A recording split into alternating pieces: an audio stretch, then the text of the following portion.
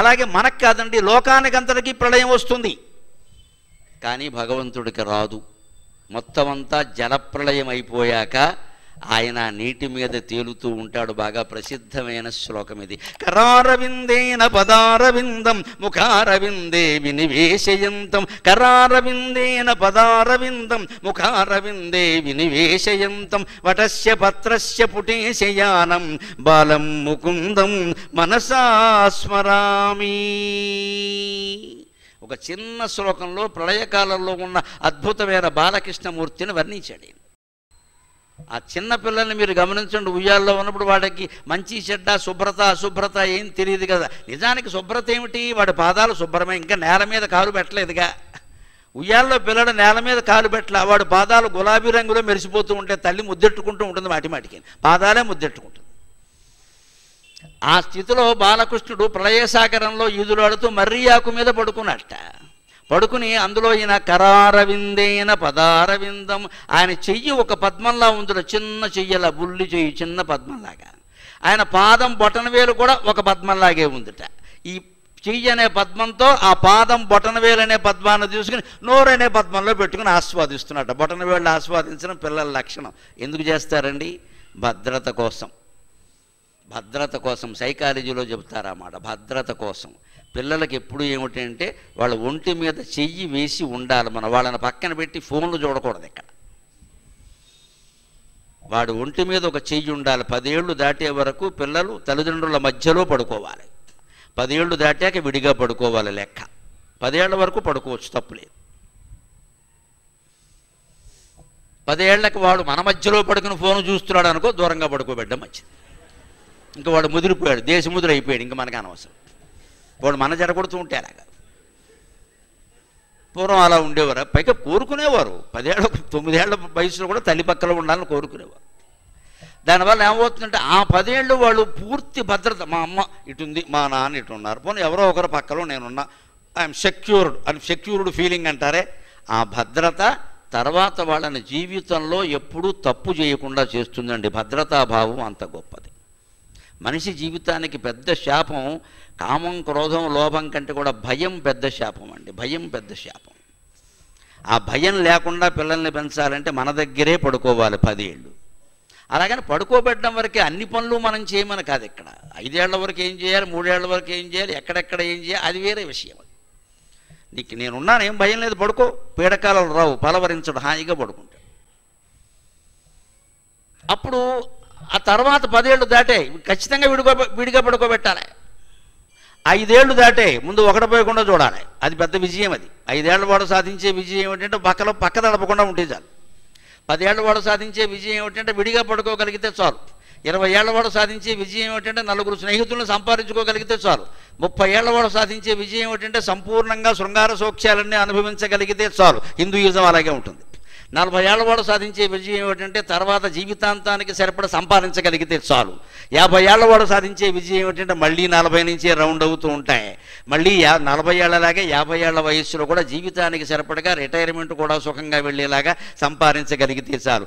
60 ఏళ్ల వాడు సాధించే విజయం ఏమిటంటే శృంగార సౌఖ్యాలు పొందక్కర్లేదు, కానీ సరసమాడేందుకు శక్తి ఉంటే చాలు. కాస్త కాఫీ గ్లాస్ ఇచ్చేటప్పుడు ఆ చెయ్యాలా ముట్టుకోవడం, ఇంకా ఇప్పుడు కూడా మీరు మానలేదు, ఏం మానుతాం, నువ్వు అంత అందంగా ఉన్నావు అని అంటూ ఉండాలి. ఓ మాట, ఓ డైలాగ్, ఆ మాత్రం ఉండాలి. అప్పుడు ఆడాళ్ళు కూడా కాస్త ఉత్సాహంగా ఉంటారు. అదే మొత్తం జాబగారిపోయాడు మనిషి అంటారు. శృంగార సౌఖ్యాలకు సంబంధించిన విషయం కాదు, కానీ ఆ సరసం, ఆ చమత్కారం అది మర్చిపోక్కర్లేదు. కాస్త ఆవిడ తాంబూలం ఇవ్వమనాలి, ఆవిడ ఇస్తూ ఉంటే మనం తాంబూలం కొరకూడదు, వేలు కొరకాలి, అది లెక్క. పూర్వకాలం దాంపత్యాలు 70 ఏళ్ళు ఎందుకు సాగాయంటే వేలు కొరకబట్టి సాగాయి. అన్నింటిలో వేలెడితే సాగవు. 60 ఏళ్ళకి ఏమిటంటే 30 ఏళ్ళప్పుడు శృంగార సౌఖ్యాలన్నీ పొందలేకపోయినా ఆ సరసం, ఆ చమత్కారం ఉంటే చాలు. 70 ఏళ్ళకి గొప్ప విజయం ఏమిటో తెలుసా? 20 ఏళ్ళప్పుడు సంపాదించుకున్న 4 మిత్రులని 70 ఏళ్ల వరకు కాపాడుకోగలిగితే అది అఖండమైన విజయం కింద లెక్క. 80 ఏళ్లకు మళ్ళీ గొప్ప విజయం ఏమిటో తెలుసా? అప్పుడు కూడా ఎవరూ తోడు లేకుండా ఒంటరిగా పడుకోగలిగితే ఇది గొప్ప విజయం కింద లెక్క. 85 ఏళ్లకు గొప్ప విజయం ఏమిటో తెలుసా? మళ్ళీ పక్క తడపకుండా ఉంటే ఇది గొప్ప విజయం. 85 ఏళ్ళు దాటిన తర్వాత విజయం ఏమిటో తెలుసా? బతకడమే గొప్ప, ఇంకేం అక్కర్లేదు. బతికి ఉండడమే ఘన విజయం. అంటే జీవితంలో విజయాలు ఉంటే ర్యాంకులు సాధించడం, కలెక్టర్ అవ్వడం, కాకరకాయ అవ్వడం, ఈ దరిద్రపు మాటలు చెప్పకండి. విజయాలంటే ఇవే, చాలా సింపుల్. ఇక 5 ఏళ్ళు వచ్చాయి, ఇంకా పక్క తడపకూడదు, ధైర్యం తెచ్చుకో, అవసరమైతే నన్ను లేపు అని తండ్రి చెప్పాలి. ఎందుకంటే వాడు పోసేస్తున్నాడు చూస్తూ, వీడికి ఏమిటో చిన్నప్పటి నుంచి పైగా దీనికి ఇంకో వ్యాఖ్యానం, వీళ్ళ తాత ఇలాగే పోసేవాడు, వాడెందుకంటే ఇక్కడ ప్రతిదానికి తాత పీత మూత. తాత పోస్తే వీడికి రావాలా? ఆ తాత బతుకుంటే సస్తాడు ఇక్కడ, నన్ను ఇందుకోసం ఉపయోగిస్తున్నారా అని. వాళ్ళ తాత ఇలాగే పోసేవాడు, మేనమ్మ. ఎందుకు ఆ మాటలన్నీ చెప్తే ధైర్యంగా తయారవుతారు పిల్లలు, చెప్పరు. ఈ పోలికలు తెస్తూ ఉంటారు. ఎంతసేపు ఇక్కడ గడిచిపోయినవన్నీ రామాయణ కాలం నాటివి. మనిషిని మార్చాలి కానీ మనకి పోలికలు ఎందుకండి? మనకు సమస్య ఏమిటి? వాడు మారాలి. బలవంతంగానే కాసేపు పడుకో, నేను ఇక్కడే ఉన్నానుగా పడుకో అని చెప్పాలి. తల్లి వెళ్ళిపోవాలి అక్కడి నుంచి. 10 ఏళ్ళు దాటే అంతే. వాడు ఒకడు, నువ్వు పడుకున్నావు కదా, నేను లేకుండా అలాగే పడుకో అని అలవాటు చేయాలి. అలా అన్నీ అలవాటు అవుతాయి. అలాగే అన్నీ వదులుకోవడం కూడా అలవాటు చేయాలి. 50 వరకు సంపాదించమన్నారు, 60 నుంచి వదులుకోమని చెప్పారు. 80 ఏళ్ళకి ఒంటరిగా పడుకోమన్నారు. ఎందుకని? అప్పుడు భయం చాలా ఉంటుంది. కానీ కర్మ ఏమిటంటే, ఎంత అనురాగమయమైన దాంపత్యం అన్నా ఎవరో ఒకరు వెళ్ళిపోతారమ్మా, ముందు ఒకరే ఉంటారు. ఉండాలి కదా. పిల్లల అమెరికాలో ఉన్నారు, ఎవరు వస్తారు ఇక్కడికి?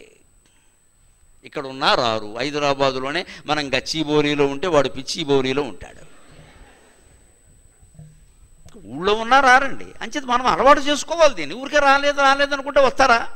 తగదాలు మిగులుతాయి. బాబు నువ్వు రావక్కర్లేదని మనమే చెప్పడమే, నువ్వు రాకు, నీ పని చూసుకో. ఒంటరిగా పడుకోవడం అంతే. ఇంక ఒంటరిగానే వెళ్ళిపోవాలి కదా పైకి. ఈ దశలన్నీ సక్రమంగా చిన్న చిన్న విజయాలు సాధించగలిగితే అఖండమైన విజయాన్ని ఎలాగో సాధిస్తామండి. ఆ సాధించేటువంటి లేలే పసిపిల్లల విజయం. వాళ్ళు నోట్లో వేళ్ళు పెట్టుకుంటారు భద్రత కోసం. అది నెమ్మదిగా మనం చెయ్యటం ద్వారా ఆ అలవాటు తగ్గించాలి. లేతే 16 ఏళ్ళు వచ్చినా నోట్లో వేలడితే ఎవడో పిల్లనివ్వడు, చస్తున్నాం వీడితోటని. తగ్గించాలి క్రమంగా. కరారవిందేన పదారవిందం ముఖారవిందే వినివేశయంతం వటస్య పత్రస్య పుటేశయానం బాలం ముకుందం మనసా స్మరామి. ఆ మర్రియాకు మీద పడుకున్న శిశువు అలా చేత్తో బొటనవేలు అందుకుని ఆస్వాదిస్తూ ఉన్నాడే. చెయ్యి పద్మమే, పాదము పద్మమే, బొటనవేలు పద్మంలాగే ఉంది. అలాగే ఆయన నోరు పద్మంలాగే ఉంది. పద్మంతో పద్మాన్ని తీసుకుని పద్మంలోనే ఉంచి ఆస్వాదిస్తున్న బాలకృష్ణమూర్తికి నమస్కారం అన్నారు. ఆ శ్లోకం చదివినప్పుడే నాకు చాలా ఆనందం కలిగి, ఈ దేవుడి మీద ఒక పాట అల్లకపోతే ఎలాగా అని అలే నేను. ఆకు మీది శిశువు వీడు అలవి కాని శిశువు, ఆకు మీది శిశువు అలవి కాని శిశువు, 14 భువనాలు బొజ్జ లోపల దాచి చెప్పబోని శిశువు వీడు చిత్రమైన శిశువు. ఆకు మీది శిశువు అలవి కాని శిశువు, 14 భువనాలు బొజ్జ లోపల దాచి చెప్పబోని శిశువు వీడు చిత్రమైన శిశువు. మర్రియాకు శిశువు వీడు కర్రి వేల్పు శిశువు, మర్రియాకు శిశువు వీడు కర్రి వేల్పు శిశువు, వెర్రి వారిగా తోచు విజ్ఞానులకునైనా వెర్రి బుట్టు శిశువు వీడు వింతలేను శిశువు. మర్రియాకు శిశువు వీడు కర్రి వేల్పు శిశువు, వెర్రి వారిగా తోచు విజ్ఞానులకునైనా వెర్రి బుట్టు శిశువు వీడు వింతలేను శిశువు. ఆకు మీది శిశువు అలవి కాని శిశువు, 14 భువనాలు బొజ్జ లోపల దాచి చెప్పబోని శిశువు వీడు చిత్రమైన శిశువు.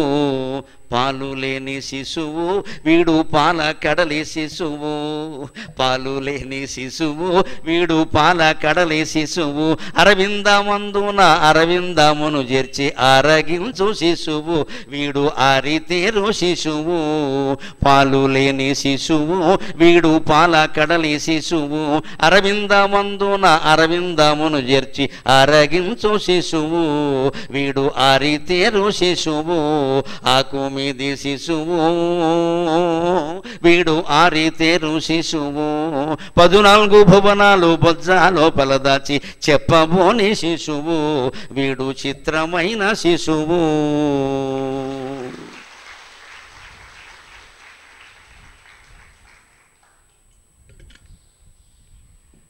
అథవా విద్య అంటారు సంస్కృతంలో. కవిత్వం వింటే మరో కవిత్వం పుట్టాలి. అలా పుడితే మన కవిత్వం బాగున్నట్ల. ఆ ప్రేరణతో పుట్టింది కరారవిందం పదారవిందం చూడగానే అరవిందమందున అరవిందమును చేర్చి ఆరగించు శిశువు వీడు ఆరితేరు శిశువు. ఈ పాట ఎప్పుడు వెళ్ళానో తెలుసా? స్లీపర్ కంపార్ట్మెంట్లో రైల్లో ప్రయాణం చేస్తూ నిద్ర పట్టకపోతే పై బెర్త్ మీద పడుకుని వెళ్ళాను. ఇది సమయాన్ని సద్వినియోగం చేద్దాం. అప్పుడు ఏదో కృష్ణకర్ణామృతం మీద ఎక్కడో మాట్లాడి పెడుతున్నాను, ఈ శ్లోకం గుర్తుండి ఆ పాటలే. అంత అందమైనటువంటి బాలకృష్ణుడు ఇప్పుడు ఇంకొక మాట చెబుతున్నాడు. అందుకే మన సంసారాలన్నిటికీ ఫలితంగా ఆశ్రయించవలసింది ఆయన్నే. సంసారే కింసారం కంసారే శరణ కమల పరిభజనం. సంసారే కింసారం కంసారే శరణ కమల పరిభజనం. జ్యోతిః కిమంధకారే జ్యోతిః కిమంధకారే యదంధకారేరనుస్మరణం. తన కృష్ణ భక్తితో పాటు శివభక్తిని కూడా చాటుకుంటున్నాడు. ఇక్కడ శైవుడు కదా జన్మలక్షణం. సంసారే కింసారం. ఇంతకాలం జీవితం, సంసారం అంటే ఫ్యామిలీ లైఫ్ అనుకోకుండా దయచేసి, మొత్తం జీవితం పుట్టిన దగ్గర నుంచి చివరి వరకు ఇంతకాలం జీవితాన్ని గడిపాం. దీని సారం ఏమిటి? What is the essence of this whole life? ఎప్పుడు మనిషి ఈ సారం ఏమిటి, ఈ సారం ఏమిటి, ఇదంతా ఎందుకు, ఇదంతా ఎందుకు అని ఆలోచిస్తే ఇంత సంపాదించడు, ఇన్ని తప్పులు చేయడు, ఇన్ని ఆందోళన ఉండరు, ఇన్ని రోగాలు కూడా ఉండవు. ఎప్పుడు ఈ ఆలోచన మనమంతా మన సంపాదన ఎంత. మా తోడేళ్ళు ఒకడు ఉన్నాడో, వాడు కోకాపేటలో 2 ఎకరాలు కొన్నాడు. నీకు ఆ కోకాపేట నీకెందుకు, నీ కోక నీకు ఉంది కదా ఇక్కడ. ఇదే గొడవ ఎంతసేపు మనం తోడేళ్ళు మేనళ్ళు. మరి ఆ తోడేళ్ళకి క్యాన్సర్ ఉంది, నీకు వచ్చిందా? లేదు కదా. అబ్బే అది వాడే అనుభవించాలి. ఈ పోలికలే మనుషుల జీవితాలు పాడు చేస్తున్నాయని. మనకున్న దాంతో మనం ఆనందంగా ఉండొచ్చు కదా. తోడేళ్ళు మేనళ్ళు మనకెందుకు? ఇప్పుడు కొంటే కొనుక్కొని అమ్ముకుంటే అమ్ముకొని. మన దగ్గర ఎవరైనా సరే దయచేసి అందరూ వింటున్నారు కాబట్టి చెబుతున్నా, డబ్బు గురించి పదవుల గురించి మాట్లాడితే హీనంగా చూడండి అమ్మా, హీనంగా చూడండి. ముఖం అదోలా పెట్టండి, ముఖం అదోలా పెట్టండి. ఛీ నా దగ్గర మాట్లాడుకో అని అనలేకపోయినా ఆ ముఖం అలా పెట్టండి, వెళ్ళిపోతారు వెంటనే. డబ్బుల గురించి, అమెరికాలో చదువుల గురించి, పీఠాల గురించి మాట్లాడు, అది అవసరం ఇంకేం లేదా అని చెప్పండి అంతే. ఈ భావన సామాజికంగా వస్తే సమాజం మొత్తం బాగుంటుంది. భానుగంటి లక్ష్మీనరసింహారావు గారు సాక్షి వ్యాసాల్లో చెబుతాడు, 10 సంవత్సరాలు శిక్ష విధించినా మారని నేరస్తుడు 10 మంది ఈసడించుకుంటే 10 రోజుల్లో మారతాడు అని చెబుతాడు ఆయన. మనకు ఈసడించుకునే ధైర్యం కూడా కావాలి. ఎవరైనా బంధువులు మిత్రులు పెళ్ళిళ్ళు కలిసినప్పుడు డబ్బుల గురించి, ఉద్యోగాల గురించి, అమెరికాలో మా వాడు 3 కోట్లెట్లు ఇల్లు కట్టాడు, నీకెందుకు పాడి కట్టుకోమని చెప్పండి. ఈ అధవ కబులు చెప్పొద్దు. ఇక్కడ ధైర్యం ఉండాలి. నువ్వెందుకు చెబుతున్నావు? ఇక్కడ అమెరికాలో 3 కోట్ల లెక్క, ఇక్కడ లెక్కలో చెబుతున్నాడు ఒక 3 కోట్లు 4 కోట్లని. ఎందుకు ఈ గొప్పలు? ఇంతకంటే మాట్లాడుకోవడానికి లేదా అని ముఖం అదోలా పెట్టండి. చెప్పలేకపోతే ముఖం అదోలా పెట్టండి, మారిపోతుంది డైలాగు. లేకపోతే ప్రవచనాలు వింటున్నారు కదా, ఇందులో డైలాగ్ చెప్పండి శుభ్రంగా. ఆయన ఇలా చెప్పారు విన్నావా అనండి, మొహం వాచిపోతుంది దెబ్బకి, ఇంక చెప్పడం. మనం ఆ మాటలు వింటూ ఉంటే పక్కవాడు వింటాడు, వాడు అదే చెబుతాడు. అప్పుడు మన మనస్సులో ఏమైంది? ఇంత సంపాదించకపోతే మన బతికెందుకు అని మొదలై, అప్పుడు దురాశ మొదలైంది. వెంటనే బీపీ షుగరు అన్నీ వచ్చాయి. ఇక్కడ ఈ మాటల్లో మార్పు రావాలి, వ్యాఖ్యానాల్లో మార్పు రావాలి. మా వ్యాఖ్యానం మారితే వ్యవహారాలన్నీ మారతాయి. అందుకోసం ఈ శ్లోకం ప్రత్యేకంగా ఎంచుకుని చేద్దాం. మొత్తం సంసారానికి సారం ఏమిటే? కంసారే శరణ కమల పరిభజనం. భగవంతుడి పాదసేవ తప్ప, భగవన్ నామస్మరణ తప్ప, నమ శివాయ నమో నారాయణాయ శ్రీమాత్రే నమః అన్న నామస్మరణ తప్పితే మొత్తం జీవితానికి ఫలితమే లేదన్నారు. జ్యోతిఃకిమ అంధకారే, ఇందాక మనం చెప్పమే, రంధ్రాదుదేతి తిమిరీకృత సర్వభావ. అంత అంధకారంలోకి మృత్యు దశలో వెళ్ళిపోతుంటే అప్పుడు జ్యోతి ఎవరండి? అంధకారంలో జ్యోతి ఎవరు? అంధకారి. అది శబ్ద ప్రయోగం. అంధకారి అంటే అంధకుడనే రాక్షసుడిని చంపినవాడు శివుడు. అందుకని సంసారానికి ప్రయోజనం ఏమిటంటే కంసారికి యొక్క భజన అన్నాడు. సంసారం కంసారి ప్రాస కలిసింది అక్కడ. ఇప్పుడు అంధకారి, అంధకారానికి విరుగుడు ఏమిటాయంటే అంధకారి యొక్క స్మరణ అన్నాడు. అంధకారి అంటే అంధకారి, అంధకుడనే రాక్షసుడిని చంపినవాడు. అందుకని యద్ అంధకారే అనుస్మరణం. అంధకాసురుణ్ణి చంపినటువంటి శివుణ్ణి స్మరించడం ఉందే, అది మాత్రమే స్మరణం. అంతకంటే అంటే అటు శివుణ్ణో ఇటు విష్ణువునో ఎవరో ఒకరిని ఆశ్రయించండి, ఇంతకంటే ఏమీ లేదు ఇక్కడ. ఇదే సంసారం యొక్క సారం అన్నాడు ఖచ్చితంగా. అందుకే లీలాసుకుడు ఇంకొక తెగింపుగా ఒక మాట అంటున్నాడు. మనిషికి 70 ఏళ్ళు దాటాక కర్మకాండ నెమ్మదిగా తగ్గించుకోవాలి. మళ్ళీ దండం పెట్టి చెబుతున్నా, పితృకార్యాలు మానకూడదు, అది శాస్త్రం. వ్రతాలు కావాలంటే తగ్గించేయచ్చు, పెళ్ళిళ్ళు పేరంటాలు విందులు తగ్గించేయచ్చు, పితృకార్యాలు మానకూడదు, బతుకున్నంతకాలం చేయాల్సిందే. అది వేదం కాదు, అది శాస్త్రం. శాస్త్రంలో తేడా ఉండదు, ఇది వేరు. కర్మకాండలు తగ్గించడం అంటే పెద్ద ఏం అక్కర్లేదండి. పుట్టినరోజు పార్టీలు మానేయండి, వెళ్ళడం మానేయండి, పిలిచినా సరే అమ్మ సంతోషం అమ్మా మీ మనవడికి ఆశీస్సులు, నేను రాలేను, ఓపిక లేదు, సయాటిక అనండి, అయిపోయి. ఏదో టీకా మన ప్రాణానికే, లేదా అంటార్కిటికా ఏం లేకపోతే అదేమిటంటే అదో కొత్త వ్యాధి. ఎందుకంటే 70 ఏళ్ళు దాటాకి ఈ విందులు వినోదాలు తగ్గించుకోకపోతే ఎప్పుడు ప్రాణం పోతుందో తెలియదండి. దిక్కుమాలిన జన్మ వస్తుందమ్మా, అనుమానం ఏం లేదు, దిక్కుమాలిన జన్మ వస్తుంది. ఇంత బతుకు మళ్ళీ కుక్కగా నక్కగా పుడతామా? 70 ఏళ్ళు దాటాకైనా వినియోగం చేయరా? అందుకని కర్మకాండ తగ్గించుకోవాలి. పితృకార్యాలు ఒక్కటి తప్పదు, కాస్త ఓపిక లేకపోయినా చెయ్యాలి. ఎందుకంటే ఈ మనం పోయే వరకు మళ్ళీ కొడుకు ఇక్కడ చేయడు, అందుకని చేసేవాళ్ళు లేడు ఎక్కడ.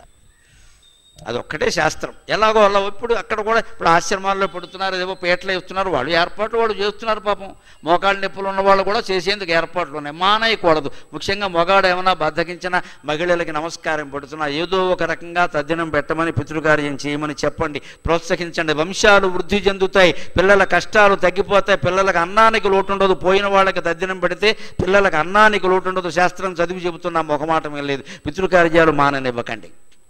బ్రాహ్మణులు మంత్రపూర్వకంగా పెట్టాలి, అందులో రాజీ పడే ప్రశ్న లేదు. ఇతరులందరూ స్వయం పాకం ఇయ్యాలి ఖచ్చితంగా. పళ్ళు కూరగాయలు లాంటివి, బియ్యం లాంటివి ఇచ్చి ఆ రోజు 500 దక్షిణ ఇవ్వాలి. మొహమాటం వెళ్ళ 5 రూపాయలు ఇచ్చి పొమ్మనకూడదు. 5 రూపాయలకి టీ కూడా రాదు వేళ. ఆయన కుటుంబం ఇంటికి వెళ్ళి వండుకుని తినాలి, 500 రూపాయలు దక్షిణ ఇవ్వాలి. దాన్ని స్వయం పాకం అంటారు. అది పోయిన తల్లి కానీ తండ్రి కానీ పోయిన తిథి నాడు పెట్టాలి, డేటును బట్టి పెట్టకూడదు. డేట్లు కుదరవు, ఇంగ్లీష్ క్యాలెండర్ తెలుగు క్యాలెండర్ ఉండాలి, అది వేరే. మిగిలిన కర్మకాండాలు ఉంటాయే, అర్ఘ్యప్రదానం చేసి తజ్జనీభ్యాన్ నమః, అంగుష్టాభ్యాన్ నమః, ఆభ్యాన్ నమః, ఈభ్యాన్ నమః అంటున్నాడు కానీ దగ్గొస్తోంది మధ్యలో. ఆ పరిస్థితి వస్తే క్రమంగా జ్ఞానం పొంది ఏం చేయాలో చెబుతున్నాడు ఇక్కడ. సంధ్యావందన భద్రమస్తు భవతే, సంధ్యావందన భద్రమస్తు భవతే, భో స్నాన తుభ్యం నమో, భో దేవా పితరశ్చ తర్పణ విధౌ నాహం క్షమః క్షమ్యతాం, భో దేవా పితరశ్చ తర్పణ విధౌ నాహం క్షమః క్షమ్యతాం, యత్ర క్వాపి నిషిధ్య యాదవకులోత్తం సస్య కంసద్విషక స్మారం స్మారమఘం కరామి, యత్ర క్వాపి నిషీద్య యాదవకులోత్తం సస్య కంసద్విషక స్మారం స్మారమఘం కరామి, తదలం మన్యే కిమన్యేన మే.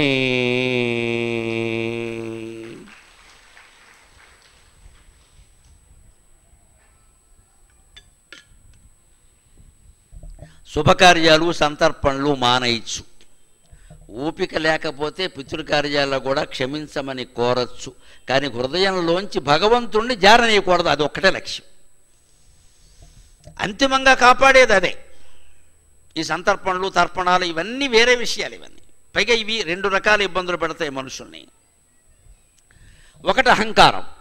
నేను ఏ రోజు తిరుపతి నెల పెడతానండి, ఏ నెల మానలేదండి 5-6 ఏళ్ల బట్టి. వీడి మొహం చూసి వెంకటేశ్వర స్వామి కూడా విసుగొచ్చింది, వెంటనే మానేయడం. ఏటా పిచ్చి, చచ్చిపోతున్నారు అక్కడ కోట్ల మంది, నువ్వెందుకు నెల వెళ్ళడం? నెల తప్పిన వాళ్ళేగా, నెలకోసారి వెళ్ళాలి ఎక్కడికి. ఇది మూఢత్వం అంటారు దీన్ని. నేను ఎవడు మొక్కోమన్నా? నేను ఎక్కువ సార్లు తిరుపతి, శ్రీశైలం, కాళహస్తి, కాశీ లాంటివి పెడుతున్నామంటే పేద ప్రజలకు దర్శనం దొరకకుండా చేస్తున్నామమ్మా, నన్ను మన్నింతురుగాక. నా ఇజం నాదే, నా ఆలోచన నాదే. నేను వెళ్ళను, నాకు నియమం. ఎంత పెద్ద దేవాలయమైనా నన్ను ప్రవచనానికి పిలిస్తేనే నేను దర్శనానికి వెడతా, కేవల దర్శనానికి నేను వెళ్ళను. ఎందుకంటే నేను వస్తే 100 మందిని ఆపేస్తాను అక్కడ, ఎవ్వరు ఆగడానికి వీళ్ళ. ఎవడో పల్లెటూళ్ళలో పేదవాడు ఉంటాడు, పిల్లకి ఏదో జబ్బు వస్తే మొక్కుకున్నాడు, వాడు తిరుపతి నడిచి ఎడతాడు, వాడికి మనం అడ్డం అండి. ఇక్కడ విఐపి అనే పేరు మీద అధోముఖం వేసుకుని విఐపీలు అందరూ వెళ్ళి దేవుడికి అడ్డంగా నిలబడతారు. అక్కడ పేద ప్రజలకు అవకాశం లేదండి. వాడు పేదవాడు, వాడి కష్టం దేవుడితో కూడా చెప్పుకోకపోతే ఎవరితో చెబుతాడయా? మంత్రితో చెబితే వినడు, నాయకుడితో చెబితే వినడు, ఇంట్లో చెబితే వినడు, దేవుడితోనైనా చెప్పుకోవద్దా? ఆ అవకాశమేనా మనం ఇద్దా? ముక్కోటి ఏకాదశి అనేసరికి మొత్తం కోటీశ్వర్లంతా తయారైపోతారు అక్కడ. అడ్డంగా సంపాదించిన వాళ్ళు అధబాధలు అందరూ తయారైపోతారు అక్కడ. ఒక్కొక్కడు 30 టికెట్లు బుక్ చేసేస్తాడు, 600 లడ్డూలు పట్టుకొస్తాడు ఇక్కడ. ఎందుకు మొత్తం దేవాలయాలు అవినీతిమయం అవుతున్నాయి? ధనవంతులు ధనవంతులు ధనవంతులు, ఎక్కడా పేదవాళ్ళకి అవకాశం లేదండి. కనీసం ఆధ్యాత్మిక వ్యవస్థలోనైనా పేదవాళ్ళకి దర్శనం అవకాశం కలిగించండి అమ్మా. అదే సామ్యవాదం, అదే గొప్పవాదం. ఇక్కడికి వెళ్ళి మనం ఇంట్లో కూర్చొని ప్రార్థన చేసుకోవచ్చు. అదే చెబుతున్నాడు అక్కడ, సంధ్యావందన భద్రమస్తు భవతే. సంధ్యావందనమా నీకు శుభమగుగా అంటే నేను మానేశానండి, నేను చేయలేవు.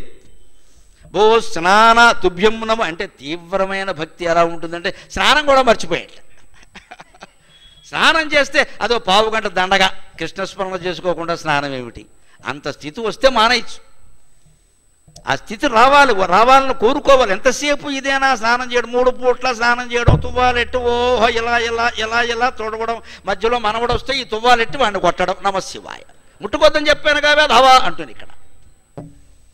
ఆ మనవడికి వీడి పేరే పెట్టాడు, ఎవడు వేదవో వాడికి అర్థం కాదు. ఎందుకింత సంత? ఈ మొత్తం ఈ స్నానాలు, ఈ పానాలు, యజ్ఞాలు, సంధ్యావందనాలు సమస్తము కూడా భగవత్ స్మరణ కోసమే కదా. అవి రానప్పుడు ఇవన్నీ దేనికండి? అది శ్రీలాసుకులు ప్రశ్న. సంధ్యావందన భద్రమస్తు భవతి. ఓ సంధ్యావందనమా నీకు శుభమగుగాక, స్వస్తి ప్రజాభ్య పరిపాలయంతాం అయిపోయింది.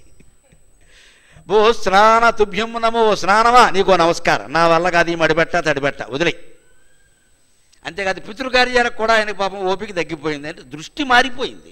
తద్దినం పడుతున్న దృష్టి దాని మీద ఉండడం లేదు పాపం. అందుకని భో దేవా పితరశ్చ నా తర్పణ విధవు నాహం క్షమ్యతాం. ఓ పితృదేవతలారా, మీకు అందరికీ వరుసగా తర్పణాలు పెట్టేందుకు ఓపిక లేదు, నన్ను మన్నించండి. ఒరే చెప్పావు బాగానే ఉంది, ఇన్ని మానేసి ఏం చేస్తావురా అని అడిగారు. అడిగితే నేనేం చేస్తానో తెలుసా? ఎత్ర క్వాపి నిషీద్య, ఈ ఇంట్లోనే ఎక్కడో ఓ చోట కూర్చుంటా. ఈశాన్యమూలన ఏం లేదు, ఈశాన్యమూలైనా పర్వాలేదు. ఎక్కడ వీలైతే ఎక్కడ మనశ్శాంతి ఉంటే ఎక్కడ గాలేస్తుంటే ఎక్కడ మనకు అనుకూలంగా ఉంటే అక్కడ కూర్చొని దిక్కులను బట్టి దేవుడు ప్రత్యక్షం కాడమ్మా. మన దిక్కుమాలిన బుద్ధి మారితే ప్రత్యక్షం అవుతాడు ఖచ్చితంగా. దిక్కులను బట్టి కాదు. ఈ పిచ్చి నమ్మకాలు వదిలేయండి. ఈశాన్యంలోనే కూర్చోవాలి ఎందుకు చెప్పారండి? శాస్త్రం ఊరికే చెబుతారా? ఈశాన్యం అంటే ఈశ్వరుడు దిక్కు. ఈశ్వరుడు కైవల్యానికి అధిపతి, జ్ఞానాదేవత కైవల్యం. అందుకే ఈశాన్యంలో బరువులు పెట్టద్దన్నారు. ఈశాన్యంలో నువ్వు బట్టల బీరువా పెట్టావనుకో, నువ్వేమో జపం చేసుకుంటూ ఉంటావు, ఆవిడ వచ్చి టక టక టక టక అయింది. బట్టల మీదకి వెళ్ళిన దృష్టి భగవంతుడు పోయాడు. అందుకని ఈశాన్యంలో బరువులు పెట్టద్దన్నారు. ఈశాన్యంలో ధాన్యం బస్తాలు పెట్టావనుకో, ఎలకలు వచ్చి పరపర పరపర పరపర నీ ధ్యానం పోయింది. అందుకే ఈశాన్యంలో బరువులు పెట్టద్దన్నారు. ఈశాన్యంలో బరువు పెడితే ఈశ్వరుడు వచ్చి నేను కొడతాడా? కొట్టమని చూస్తాను నేను. ఏమిటి పిచ్చి శంకలో? నీ మెదడులో ఉండే బరువులన్నీ వదిలించుకో. భౌతికంగా బరువులన్నీ వదిలితే తప్ప నైతికమైనటువంటి దేవుడు దొరకడయా. అందుకని వదిలించుకో. అందుకని ఈశాన్యంలో దేవుడు అన్నాడు. అంత కొట్టుకు చచ్చిపోక్కర్లేదండి ఈశాన్యం కోసం. ఇక్కడ వాస్తు ఎక్కువైపోయింది, వాస్తవం తగ్గిపోయింది. సెంటిమెంట్లు పెట్టుకుని బాధపడుతున్నారండి. అందుకని ఆయన చెప్పారు, ఎత్రక్వాపి నిషిజ్య, నా ఇంట్లో నేను కష్టపడి కొనుక్కున్న లక్షలు ఇచ్చి నేను అక్కడొక్కడ కూర్చుంటా అంటున్నాడు ఆయన. ఏం చేస్తావు కూర్చుని? యాదవ కులోత్తం సస్యకం సద్విషక. యాదవ వంశంలో పుట్టి కంసుడిని సంహరించి ఎంతోమంది రాక్షసులను సంహరించి లోకాన్ని కాపాడినటువంటి కృష్ణుడు ఉన్నాడే. కంసద్విషక స్మారం స్మారమగం కరామి.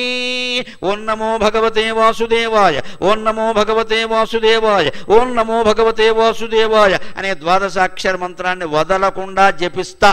ఇంతకంటే నాకేవద్దు. స్మారం స్మారం అఘం కరామి. నిరంతరం భగవన్నామస్మరణ చేస్తే సంచిత పాపాలు కూడా దహించుకుపోతాయండి. నేను ప్రాక్టికల్గా చెబుతా. ప్రాక్టికల్గా వాస్తవం చేత మీకు ఖచ్చితంగా పోతాయి. అనుభవించాల్సిన పని లేదు. చేసిన కర్మ అనుభవించడం అనేది సాధారణ సిద్ధాంతం. భగవన్నామస్మరణ సంచిత కర్మ కూడా పోతుంది అనేది రాజ్యాంగానికి 105వ సవరణ. సవరణ ఉంటుంది. ఎప్పుడు ఎందుకు ఉంటుంది, ఎలా పోతుందో చెబుతా. పాపాలన్నీ ఎక్కడున్నాయో ఆలోచించండి. ఎవడు చిత్రగుప్తుడు కూర్చుని ఓ డైరీ పెట్టి రాస్తాడా? వాడికి ఏం పని లేదా? అన్ని పేజీలు ఎక్కడ దొరికాయి? 800 కోట్ల మంది మానవుల, 84 లక్షల జీవరాశుల, ఇవన్నీ రాస్తాడా? వీలు కాదమ్మా. చిత్రగుప్తుడు అసలు పేరు చిత్తగుప్తుడు. రావత్తు కాదేది, తావత్తు. మనం చేసిన పుణ్యాలు పాపాలు మన చిత్తంలోనే గుప్తంగా ఉంటాయి. అదే చిత్తగుప్తుడు అంటే అర్థం. ఎప్పుడు వైదిక పరిభాషలో ఎలా ఉంటాయంటే అక్షరాలు మార్చేస్తారు, మనకి వెంటనే ఏ విషయం తెలియదు. మరి చెప్పడానికి గరికపాటి నరసింహరావు ఒకడు ఉండాలిగా, అందుకే చెప్పరు, డైరెక్ట్గా చెప్పరు. దీన్ని వర్ణ వ్యత్యయం అంటారు, అక్షరాలు మారుస్తారు. అందుకని చిత్రగుప్తుడు కాదు ఆయన పేరు, చిత్తగుప్తుడు. చిత్తంలో గుప్తంగా ఉంటాయి. నువ్వు చేసిన మంచి పనైనా చెడ్డ పనైనా నీ మనస్సులోనే జ్ఞాపకంగా ఉంటుంది. ఆ జ్ఞాపకమే పైకొచ్చి దొల్చుకుని పైకొచ్చి నీకు దృశ్యం ఎదురుగా ఉంటుంది, జైలుకు పోతాం, అంతకంటే ఏం లేదు ఇక్కడ. అందుకే బుద్ధి కర్మానుసారిణి అన్నారు. ఆ పాపకర్మ ఫలం పూర్వజన్మలో చేసింది అనుభవించవలసిన సందర్భం వచ్చినప్పుడు వీడి బుద్ధి ఎలా ఉంటుంది అంటే, ఇందాక మనం చెప్పుకున్నట్టే తల్లి మీద పెట్రోల్ వచ్చి తగలబెట్టేస్తాడు. ఇంత బుద్ధి ఇలా ఎందుకు తగలబడిందంటే జీవితాంతం జైల్లో ఉండాలి. అందుకని ఈ బుద్ధి కర్మానుసారిణి అంటే పూర్వజన్మ కర్మానుసారిణి. ఇప్పుడు మనస్సులో ఉన్నాయి కదండి, ఒక లాజిక్, ఒక తర్కం అర్థం చేసుకోండి. ఆ మనస్సులో జ్ఞాపకాల రూపంలో ఉన్నాయి కదా, అంటే వాయువేగా. మనస్సు అంటే వాయువు అండి, ప్రాణవాయువే మనస్సు, అంతకంటే ఇలా. మనస్సుని ఎక్కడ, మీ మనస్సు ఆలోచిస్తున్నప్పుడు మీరు కళ్ళు మూసుకుని లోపలికి ఆలోచనని గమనించండి. వాయువు ఇలా పైకి కిందికి వస్తూ ఉంటుంది. వాయువే మనస్సు, వాయువుని మించి ఏం లేదు అక్కడ. ఆ వాయు రూపంలోనే జ్ఞాపకాలన్నీ ఉన్నాయి. ఒక సీడీ మీద ఒక పాట రికార్డు చేసినప్పుడు కొత్త పాట రికార్డు చేయగానే పాత పాట పోయిందా లేదా? అందుకని మనస్సు అనే సీడీ మీద ఎప్పుడైతే నమ శివాయ నమో నారాయణాయ శ్రీమాత్రే నమః అనే దివ్యమైన నామాన్ని నువ్వు లక్షల సార్లు కోట్ల సార్లు ఎప్పుడైతే రికార్డు చేసావో ఆ కారణంగా పాత రికార్డు మొత్తం గోవిందా గోవిందా. అది లెక్క. ఇది అందులో ఉండే తర్కం. ఖచ్చితంగా భగవన్నామస్మరణ వల్ల పాపాలు పోతాయి. ఇదేదో నమ్మకం వ్యవహారం కాదు, పక్కా నిజం. మీరు చేసి చూడండి. ఒక 6 నెలల పాటు మానకుండా అలా నిరంతర నామస్మరణ చేస్తే మీకే నేను మంచివాణ్ణి, నేను సజ్జనుణ్ణి అనే భావన కలుగుతుంది. ముఖంలో ఒక తేజస్సు కనపడుతుంది ఖచ్చితంగా. ఎందుకంటే గిల్టీ కాన్షియస్, అపరాధ భావన పోయింది భగవత్స్మరణ కారణంగా. అంత గొప్పది భగవత్స్మరణ. అదే చెబుతున్నాడు ఇక్కడ లీలాసుకుడు. ఎక్కడో ఓ చోట కూర్చుంటా అస్తమాను నేను శ్రీకృష్ణుడిని స్మరిస్తా, అఘం కరామి. ఆ రకంగా పాపాలన్నీ హరించుకుపోతా. ఏమి ఇబ్బంది ఇందులో? తదలం మన్యే, అదొక్కటి చాలు. కిమన్యేనమే, వేరే ఏమీ నాకు అక్కర్లేదు అన్నాడు.